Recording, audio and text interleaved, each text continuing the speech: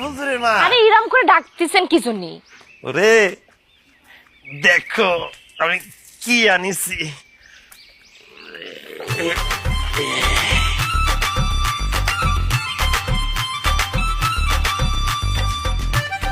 ওমা গোমা, এত মাছ ধরিছো?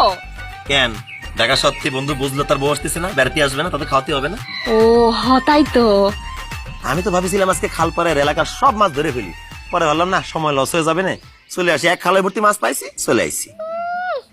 এই গল্প অন্য কারো শোনাও, আমার শোনাও না, কারণ তোমার পাওয়ার সম্পর্ক অন্য কারো ধারণা না থাকতে পারে, আমার তো আছে। শিলি তুমি হঠাৎ এই কথা করছো কেন?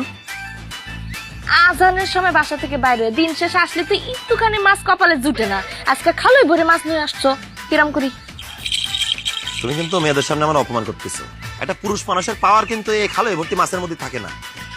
তুমি বাচ্চাদের দিকে চায়া দেখো, তোমার তো সেটা ভালো করে জানা আছে।